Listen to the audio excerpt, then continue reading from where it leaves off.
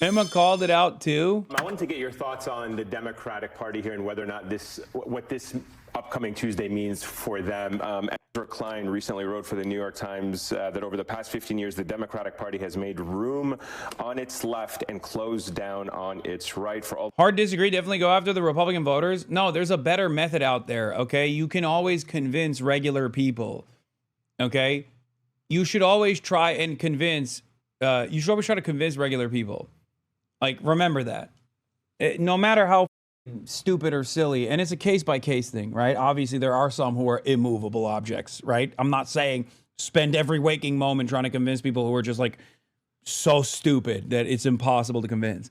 But there are plenty of people who are just in the margins, you know what I mean? Like, you don't have to alienate people all the time and be, like, unapproachable and annoying and run around with your moral superiority. I don't do that either, right?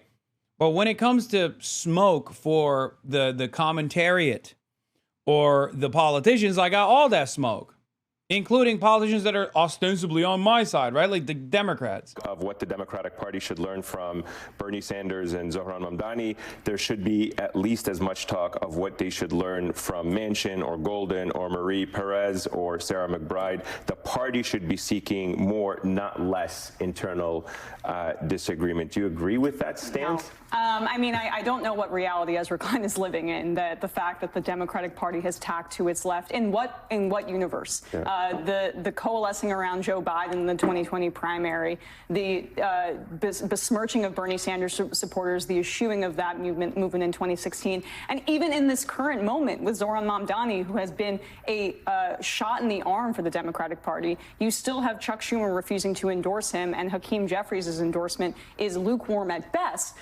There is a fight right now within the Democratic Party, and Ezra Klein is representing a floundering corporatist centrist flank that is increasingly irrelevant in the party, and he's trying to carry water for them in the Times. I mean, I think it's a lucrative thing to do, but it's not necessarily matching the reality. I love it. I'm so excited to disagree with you. I do, because I could not disagree more. The point Ezra's trying to make is that it takes two wings to fly. That he's trying to say Democrats need to build a Big Ten.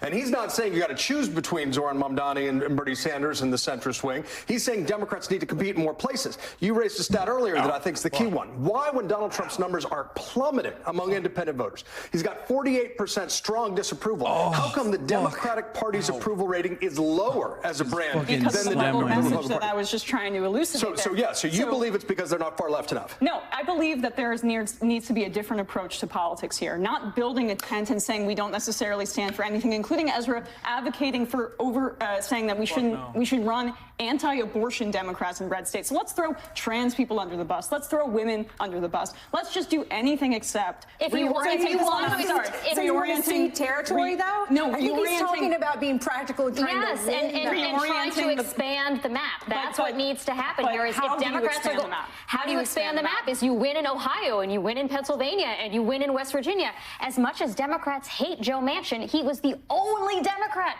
who could win statewide. People always forget that, like, West Virginia had a solid left base, like, throughout its history when there was some semblance of labor unions. Okay, this shit makes me so mad. Everybody always talks about Joe Manchin, but, like, Joe Manchin literally only was a relevant entity within the Democratic Party infrastructure because he was a Democrat and because he was a spoiler.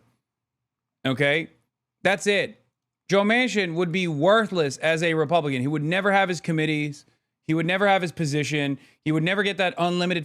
He would not get the corporate donors if he wasn't a spoiler within the Democratic Party. It's bullshit. I'm sorry, but Joe Manchin helped kill the child tax credit, which is the reason the Democrats are lagging behind in affordability right now. But would it have been better if there were a Republican in that seat? If the Democrats want to orient themselves behind a working class coalition and use that as the base, that is how you build a durable coalition, not the one that has lost to Trump multiple times. But if you look at the track record of, like, Sunrise and Justice Dems and these other, more populist progressive groups, the base wasn't there. Now the base is there. The base is currently behind it. They have not gained a single seat. Because of the institutional pushback from the Democratic Party. And because right now of the voters. The voters are. That's bullshit. They are yelling at her because she's saying the truth.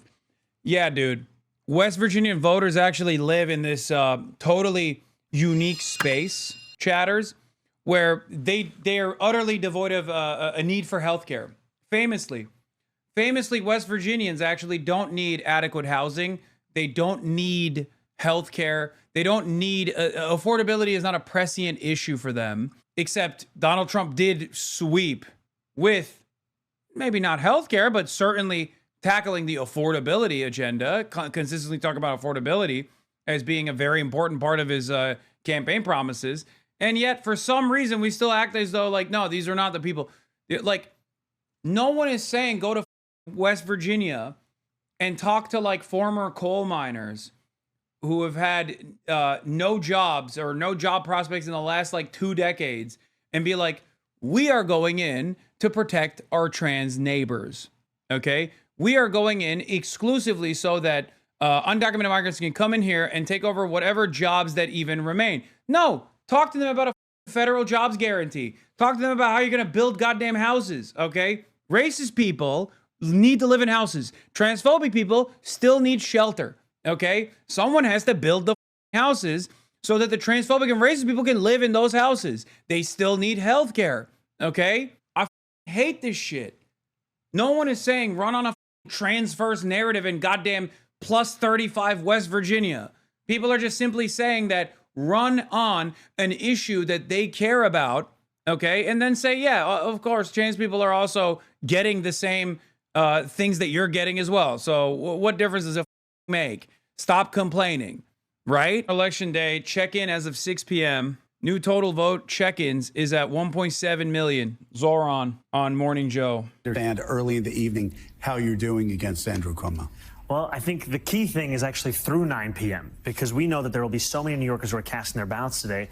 And just as important is we will have thousands, tens of thousands of volunteers who are going to be canvassing today throughout the 5 boroughs. And the reason that I'm sitting in front of you as the Democratic nominee is because this more than 100,000 strong team has been knocking on doors, has been making phone calls, has been making the case to New Yorkers that they don't actually have to continue to live in the most expensive city in the United States of America. We can make this place affordable. Yeah, and Willie, a lot of endorsements, strange endorsements for Andrew Cuomo, lifelong Democrat, have been sort of rolling in over the past 12 to 24 hours. Led by President Trump, Elon Musk yesterday also endorsing Andrew Cuomo. And you just told us Stephen Miller has endorsed Andrew Cuomo here at the 11th hour as well. There's no question affordability in this city. Living here is top of everyone's mind. It has gotten obscenely expensive to live here, to do anything here. So you're proposing free grocery stores, free buses, $30 minimum wage, all of which sounds incredible.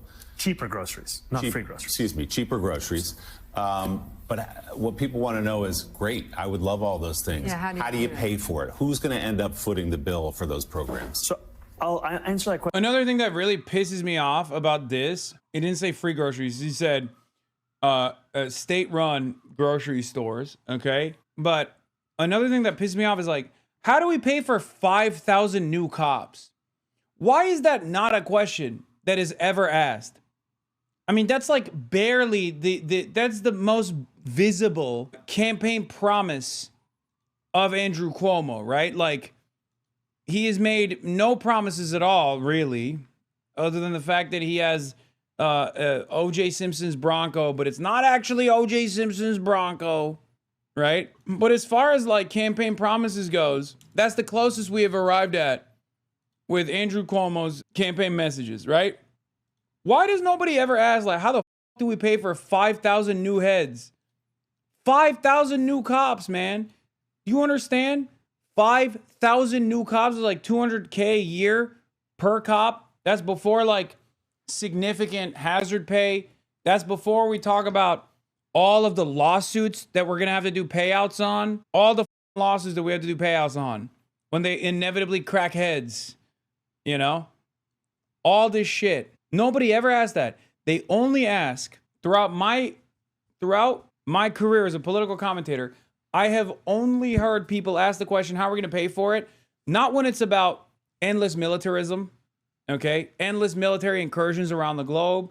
Not when it's about the domestic military force that is police and constantly giving them more and more money, but only when it's about helping the working poor. How are we going to pay for it? That's it. That's the only time people ever ask this question. How are we going to pay for this? That's how you know someone has a solid approach to politics in America. Okay? There was one question from the moderators against Andrew Cuomo's 5,000 cop policy. One time they asked. Yeah, Elon boosting this idiocy into everyone's feed today. He obviously never promised free groceries. Come on.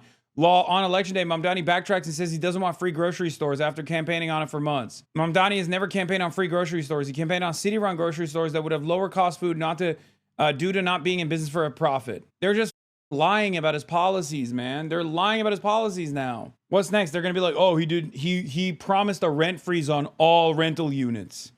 Right? Here's another one. No, he didn't. It was only the units that the state or the local New York rental board has control over. Okay. Yeah. Just take it one step further. Be like, oh, Zoran promised free rent. No, it's just rent stabilized units only. We are approaching the last couple of hours here. Okay. In less than 3 hours, we will know if Zohran Kwame Mamdani is the next mayor of New York, or if fascism will thrive in this country and there is no hope for change. First, explaining some of the endorsements that Andrew Cuomo has received. Elon Musk's endorsement is one of the most expensive endorsements that Andrew Cuomo has ever gotten, because it cost him and the state of New York $959 million in tax breaks that he gave Elon Musk years ago when he was the governor of the state. That's actually more money than it would cost to make every bus free in New York City. So I've said clearly that I believe we should tax the top 1% an additional 2%, that's New Yorkers making $1 million or more a year, and have the most profitable corporations pay the same tax rate they do at the top tier in New Jersey, what they would actually pay here in New York. These things together would pay for the entirety of our economic agenda and start to Trump-proof our city. Because as you've said, the endorsements that Andrew Cuomo has got, and this morning he started it by going on Fox and Friends, we're talking about Donald Trump, Elon Musk, and Stephen Miller. These are the architects in many ways of the crisis of authoritarianism that New Yorkers are facing. And Andrew Cuomo is so unwilling to tax Donald Trump's billionaire donors because he knows those are the same ones whose checks that he's busy cashing trying to get back to City Hall. So what do you say, though, on the question of affordability? Let's just take the $30 minimum wage to the guy who owns the dry cleaner, the woman who owns the nail or hair salon, all these small businesses that you've grown up around and see on your block all the time. Say, I can't afford to pay people $30. I'm going to have to either lay people off or close my business. How do you explain that? Well, this would be phased in over a longer period of time for small businesses, as is typically done when you're increasing the minimum wage. And what we've heard in terms of concerns are similar ones we heard when we increased the minimum wage here in New York City before. What it comes back to is the fact that today, to live in this city, you have to already be earning $30 an hour, pretty much. And so if we don't want to pay people that, we're going to lose New Yorkers. I met a man who was working for $11.99 outside of Elmhurst Hospital. He told me he commutes 2 hours every single day to get here because he lives in Pennsylvania, because he can't afford to live in New York City. So I'm going to be there standing up for small businesses. I'm going to make sure the days of bodegas being more regulated than Amazon come to an end. And I'm also going to make sure that the workers of those same small businesses can afford to stay here. So let's talk a little bit more about the threats from the White House and President Trump. I mean, he's talked about setting the National Guard because he believes the city would be lawless and unsafe under your leadership. But also more concretely, he did it on Truth Social. Damn, bro, this guy's just going nutty mode, dude. He is going crazy. He's like, Zoran, why do you want to assassinate every elderly person that has an additional unit that they're renting out as their retirement fund? Like, that's crazy. What the this is MSNBC. Last night as well, beyond the 60 Minutes post, threatening to withhold federal funds. We know he's already slashed the funding for that railway tunnel to New Jersey. What would be the recourse here? We know that is it not a fair question? The way that you ask questions like this differ greatly, okay? Like, the appropriate way to ask this is just like, what is your plan? Like, it's very obvious that Trump is trying to change the outcome of this election. Like, what is your plan to go after Donald Trump if he tries to cut funding to New York City? And he's framing it as like, why should people vote for you? Because Donald Trump's going to cut the funding if you become the mayor, right? And before that, he literally was like, why do you want small businesses to fall apart by raising minimum wage to $30 an hour when everybody knows that is going to kill small businesses? Why do you want to take a gun out and shoot every laundromat owner in the city. Why do you want to kill them, Zoran? That's crazy. Any city is dependent, in large part on federal dollars. What would you be able to do at City Hall to combat that? We have to stop treating everything that Donald Trump says as if it is law just by virtue of the fact that he's saying it. These are threats, many of which go far beyond the actual powers of the presidency. And this is money that New Yorkers are owed. It's not money that we are hoping the president will give us. And we've seen examples across the country where governors, mayors, attorney generals have come together to file lawsuits on behalf of the people that they serve. And in California, the attorney general there estimated that for every dollar they put in legal fees, they recovered more than $30,000 in federal funds that would have otherwise been stripped of them. So we're going to use the courts, we're going to use the bully pulpit, we're going to use every tool at our disposal to stand up for the people of the city. Right. If you are successful and poll. He's not being that aggravated with the questions. He's talking for the money people so Zoran can speak to their concerns. Brother, this is MSNBC, okay? That's the problem. That's my point, okay? You understand that, right? Like, they are supposed to be addressing the concerns of the voters. He is running for mayor, which requires him to win favor with the majority of the voters. The majority of the voters are not operating a laundromat or in finance capital, okay? They're not. He's a Democrat on MSDNC, right? Like the lip-tarded platform of MSNBC. Why is he getting grilled over here when he's like supposed to be 20 points up on the former disgraced governor, Andrew Cuomo? I just got confirmation from my near 90-year-old great-great-grand aunt who survived the Holocaust and was a hidden child voted for Mamdani. We are talking about legacy New Yorkers, but she has always hung out in the village, so we knew she was cool. Hell yeah. Let's finish this you off. are. Many expect that not only will the president try and cut funds, which you've just answered, but will probably try and do in New York what he did. No, it's on. This whole Zoran shit made me realize how right-wing and how much the U.S. is right-coded. They slander him for being a mayor as well. It showed that the Dems right now are just Republican light. This should open my eyes on who I will support on the left now and how bad the Dems are. I hope Daddy Zoe wins. Good. I'm glad. I'm glad that you're, coming to this conclusion. This is what I've been talking about for my entire political career. My entire political commentator career is revolving around this idea that, like, a lot of people present themselves as like the leftmost position, and they just like act as though they give a shit about these issues like trans issues, or act as though they give a shit about undocumented migrants and properly documenting them, or black and brown issues. But that's just a way to create some kind of fake optics-focused division between them and the right. Their tendency, the establishment Democrats' tendency to drop those issues on a whim and still lose, and only to further advocate to drop those issues even more, should show you that these guys don't even care about these things that they claim to care about. They only care about maintaining the status quo, okay? And this is what they actually care about.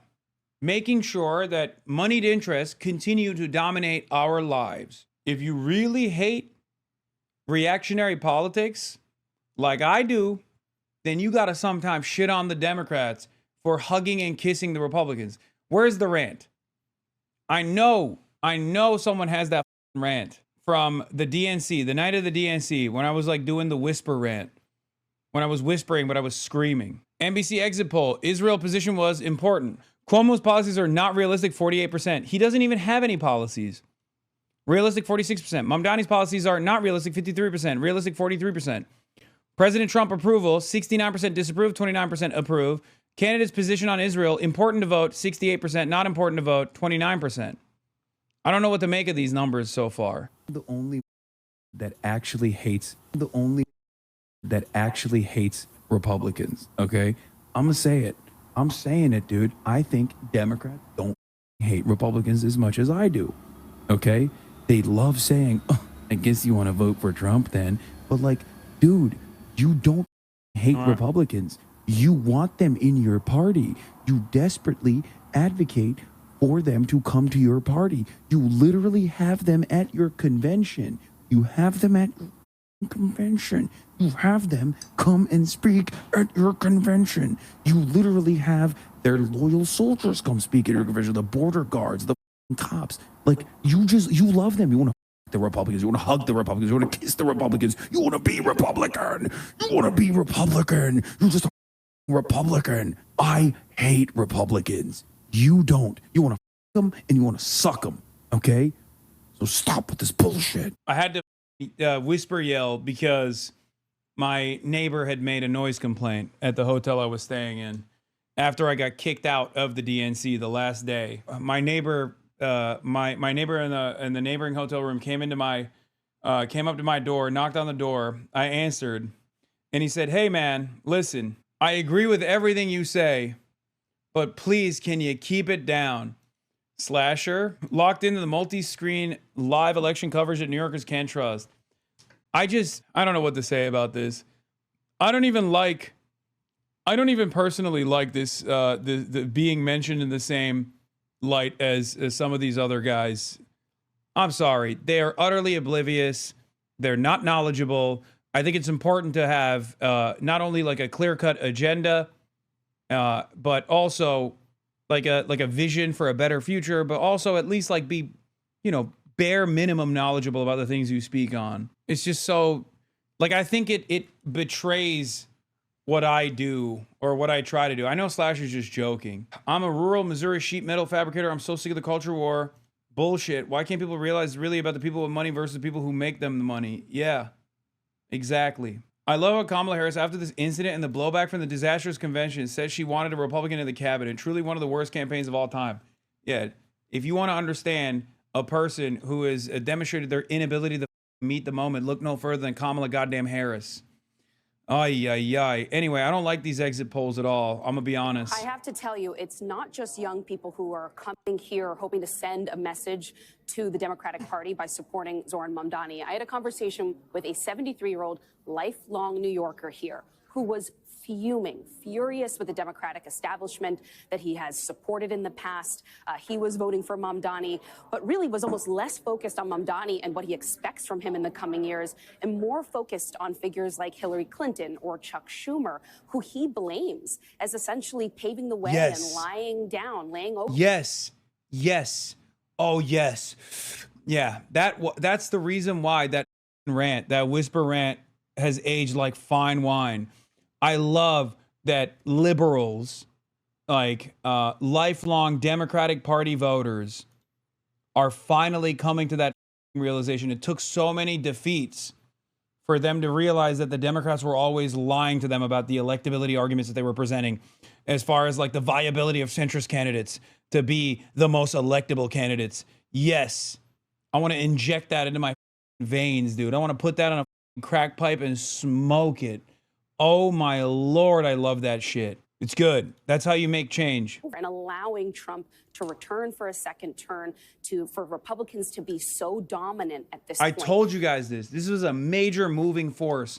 And I think the Democrats' inability to even try to do the 2016 era anti-Trump resistance really pissed off the wine moms. Dude, I thought you were watching. We have 56K terrorist sympathizers in here. Yeah, they're all, it's everyone from Qatar is watching because this is the #1 Qatari broadcast, obviously. Oh, I love seeing this. And so that anger for everything from the cost of living to just the way in which voters want to take back control of the party from establishment figures who they think believe that they are the ones who get to determine the future of the party.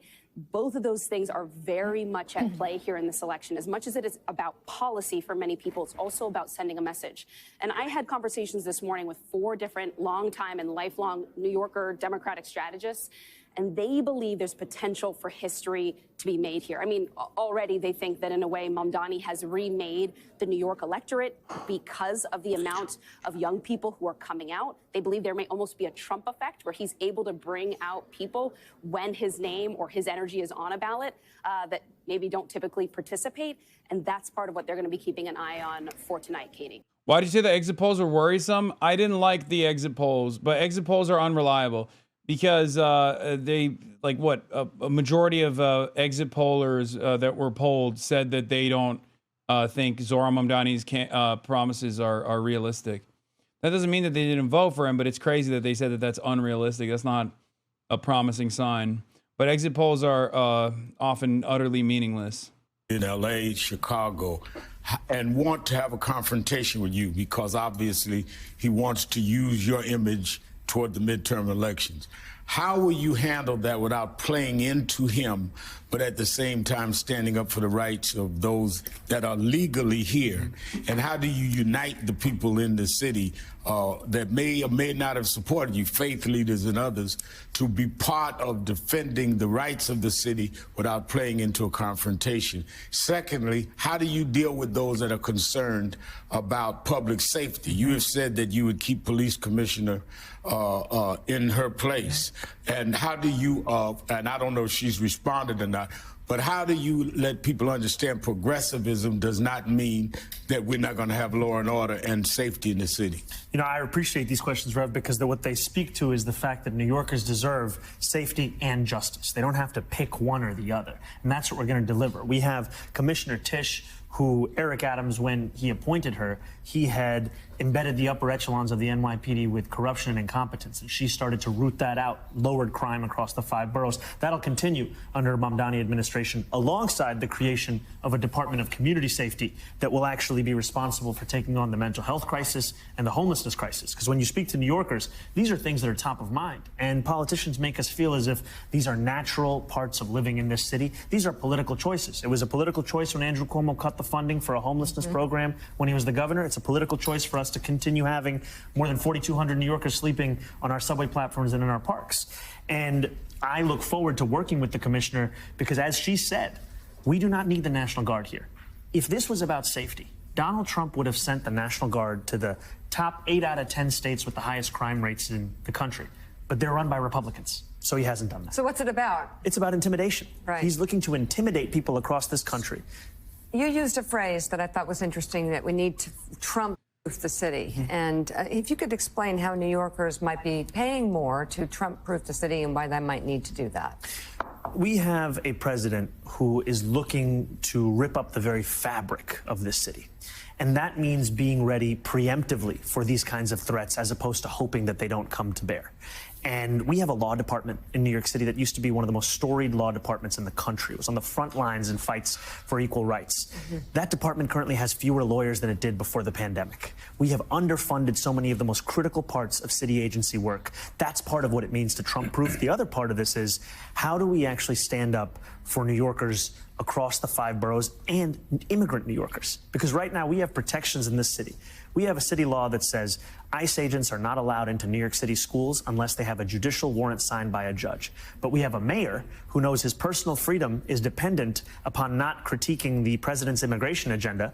And so there are many parents of children who have no idea that they have this protection. And I've heard from principals that they're seeing at times a decline in attendance because of that fear. So I'm going to stand up for those kids. I'm going to stand up for those parents. I'm going to stand up for the people of the city. What about concerns we continue to hear from Jewish New Yorkers? Donnie Deutsch comes on the show a good bit. He's concerned. He says rabbis are concerned.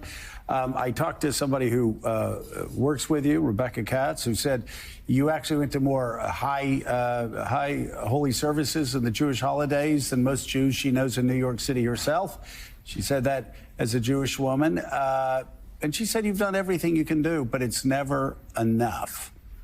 Do you feel that way? Or what do you say this morning to New Yorkers who are Jewish, who won't be voting for you, but will wake up possibly with... To their mayor as well. I will look to be the mayor for every Jewish New Yorker, every New Yorker, no matter how they vote, who they vote for, or if they vote, because I'm looking to lead a city of 8.5 million people. And I think it's time that we have a politics that puts the people first, as opposed to a politics that put the self.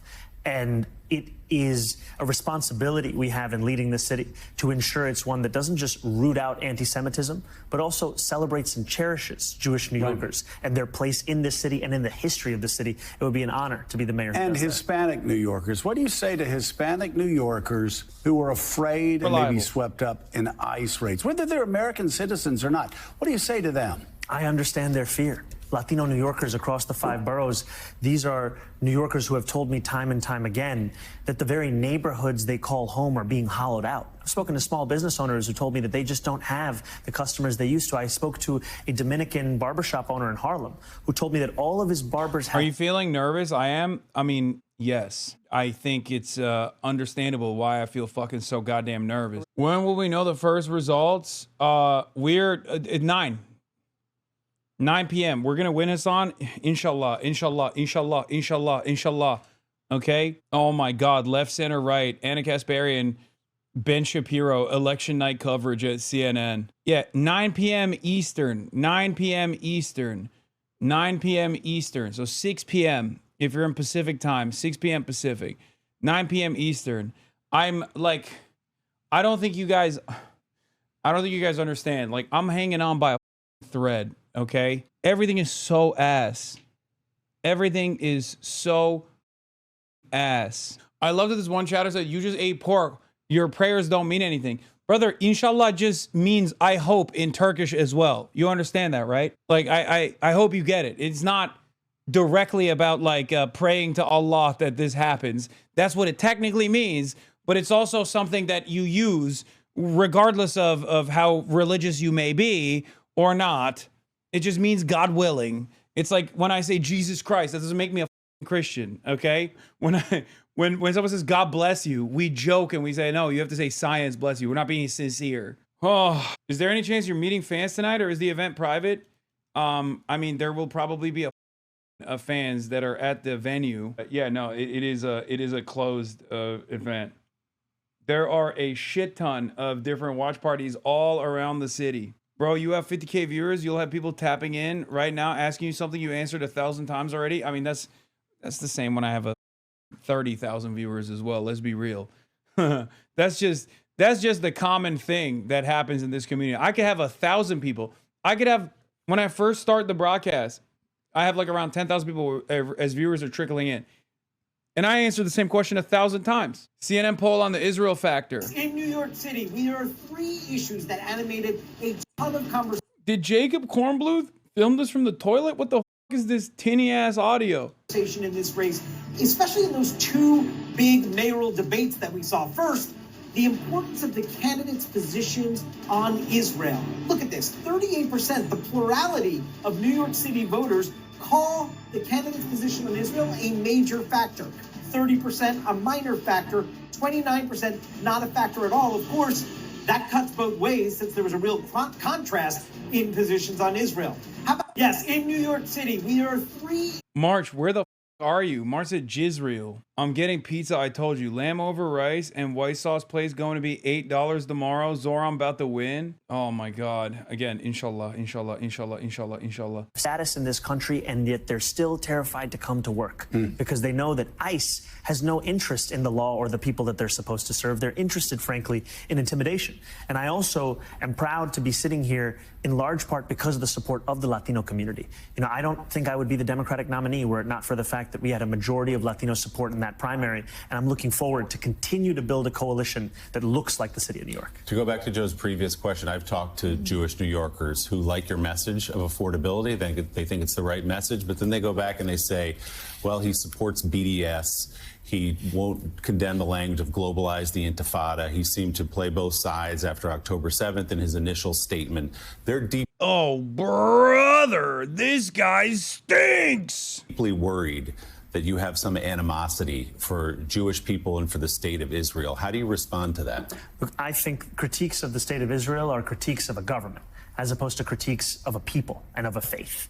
And my job is to represent every single New Yorker, and I will do so no matter their thoughts and opinions on Israel and Palestine, of which millions of New Yorkers have very strong views, and I'm one of them. Would BDS be the policy of your administration as mayor? I've said that I would support and have supported nonviolent movements to bring about compliance with international law. And where this mayor has violated and looked to violate that kind of law, I would bring us back. Oh, hell yeah. He doesn't even back away.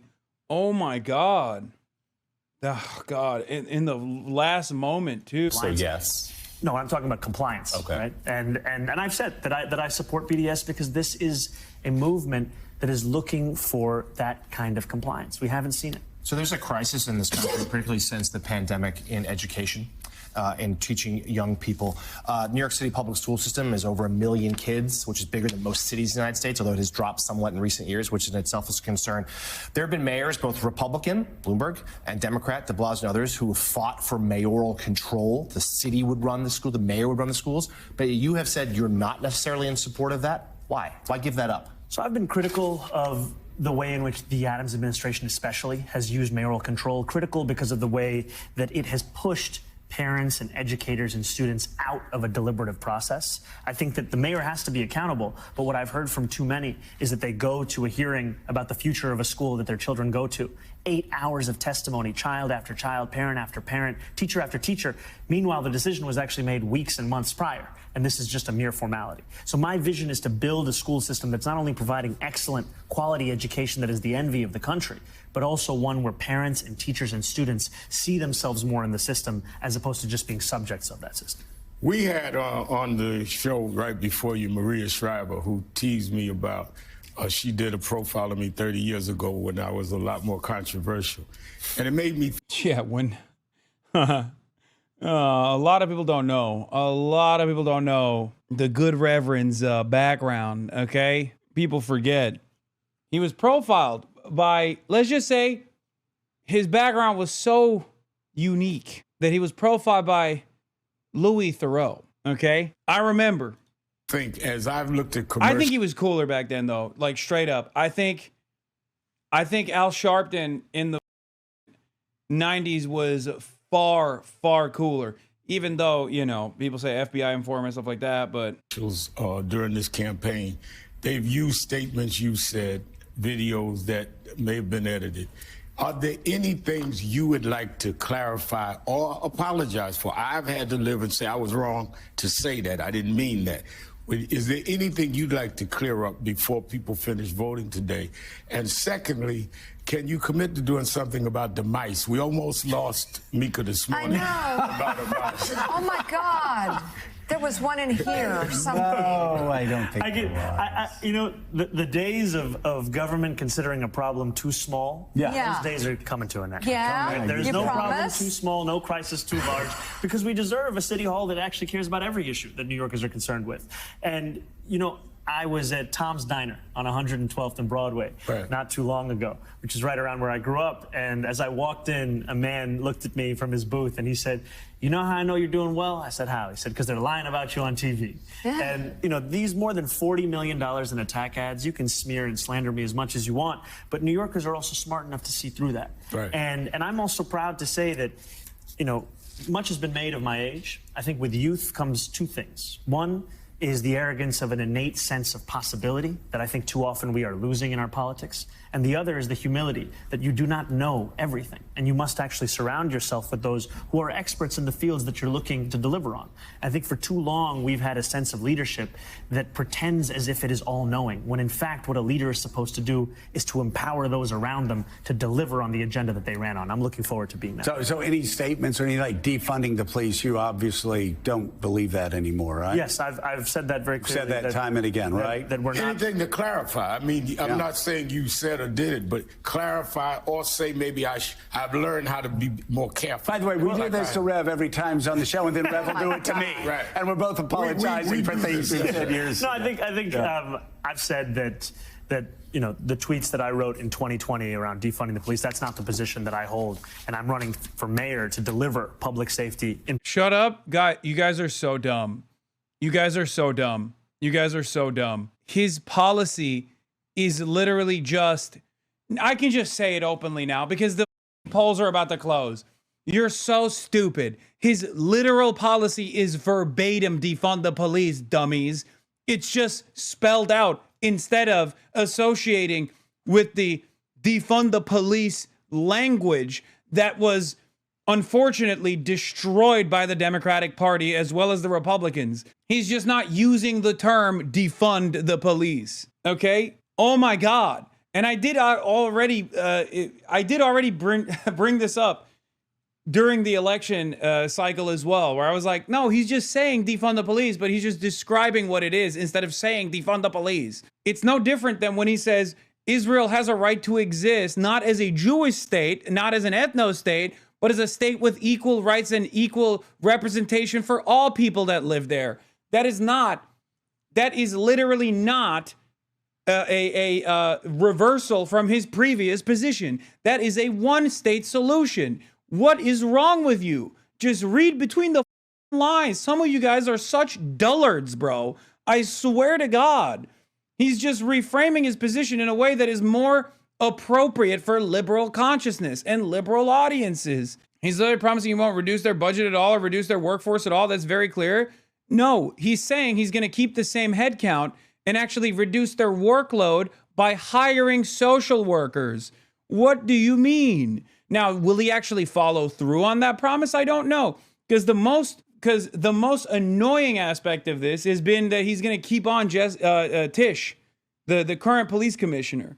That is the actual problem here. As far as like, if you're going to be fair in your criticism, understand that. That is the most worrisome thing that he has said around NYPD and policing in general. Clear that some of y'all, no, Marxism knows what defunding the police means. Are you kidding me? He is the, I mean, look, sometimes I have disagreements with Marxism, and I lovingly call him crusty and an anarchist, but he knows better than anybody else what defund the police means. Okay, get out of here. He's literally out there on the streets every goddamn day in his local communities doing the actual work that we talk about on here. Okay, put some respect on it. I might disagree with him from time to time, but it doesn't matter. I'm disagreeing with him right now, but it doesn't matter. Now, the reason why I'm disagreeing with him is because there is a very real reason why he keeps saying, I'm going to keep the police headcount exactly as it is. Okay, exactly as it is. We're just going to lower the workload. We're just going to lower the workload so the cops aren't the ones responding to all calls. That is what it is. That's what this is. That's what defunding the police is. It's about restructuring the pre-existing pre-existing spending vehicles in a way that is leading to better opportunities and better ways of dealing with like people experiencing like mental health episodes and shit like that. So most of the chat bashes the chatter until you let him tell him not to. Kind of corny. First of all, most of the chat, well, we have 60,000 people in here, so maybe not every single person is aware of Marxism, but this is how it is when we have 30,000 people in here as well. I hope he wins, of course, but there's no triangulation that ever will get the NYPD on their side. Yes, I know he knows that. Come on. We all know that. He knows it too. I think he's trying to avoid assassination. And I don't mean character assassination. I mean literal assassination with lethal ordnance, okay? That is the scariest aspect of like being the New York City mayor, is like overseeing the unaccountable entity that is a standing military, larger than the standing military of numerous Eastern European countries combined.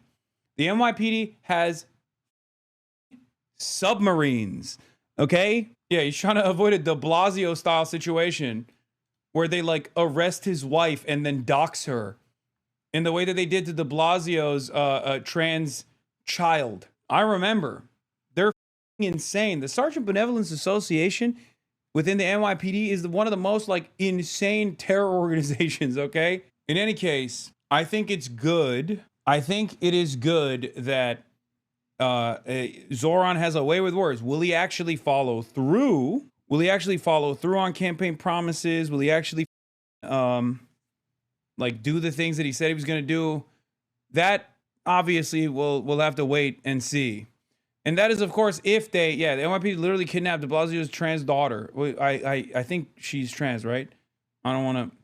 I mean, I know they're trans, but I don't know what their gender ID is. So I did not want to misgender them. Maybe say this when you're safely in LA, brother, not when you're still in New York. What do you mean? I mean, Los Angeles Sheriff's Department has an active gang. They have numerous gangs within them. Okay. My expectation is, regardless of my criticism, the cops do their goddamn jobs. Okay. That's what I'm in favor of. I'm Mr. Do Your job. And I know that really pisses a lot of people off. Okay. I'm not Mr. like I'm in favor of a complete and total police abolition. I think the cops need to do their jobs. That's what I have always maintained as a position. I understand that policing under capitalism is an institution that serves the interests of capital and not the masses, not the public. That's a lie. They need to do their actual jobs. They need to fix the clearance rates. They need to actually solve crimes, okay? And they need to de-escalate instead of escalate every single time. But, you know, that's another part of this. Like, their job is supposed to be to solve crimes, the shit that you see in the movies, okay?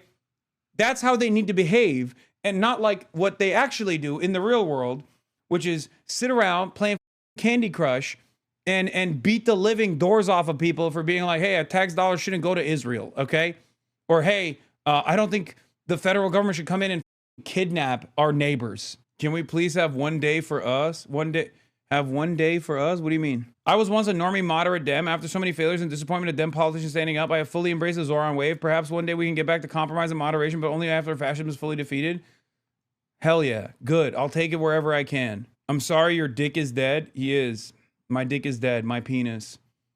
My penis Cheney. Penis Cheney. Partnership with the police department. Right. And there's also language that I've used in those same tweets, which I've apologized for to police officers directly. Okay, it's been a very interesting campaign. As a New Yorker, Tish has a lot of positive sentiment in New York City because Adams left and we sent through 3 commissioners in 2 years, and our outside influence signaled the change of the corruption. His capitulation is a response to that sentiment. Yeah, that's what he says as well. That's what he is saying as well. I don't think it's good, especially because she is a ultra Zionist.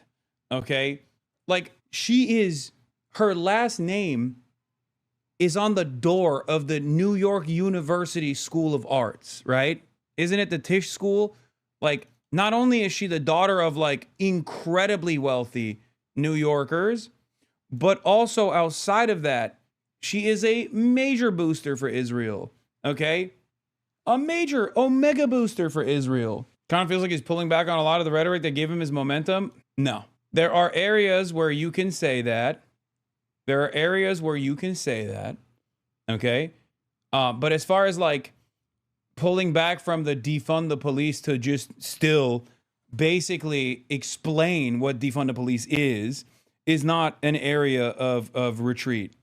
The area of retreat is when he said, oh,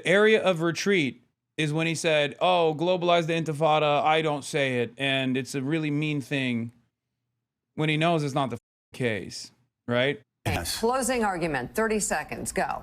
Look, if you are happy with the Donald Trump agenda, if you want to see more of Stephen Miller's immigration agenda, if you think that it's right that the richest man in the world is dominating our democracy to the benefit of himself, then by all means, vote for Andrew Cuomo, because those are the men who have endorsed Andrew Cuomo. If you are tired of rent hikes, tired of waiting for buses that never come, tired of thinking of democracy only as an ideal and not something that can deliver on the needs of working people, then this is the campaign for you. And scene.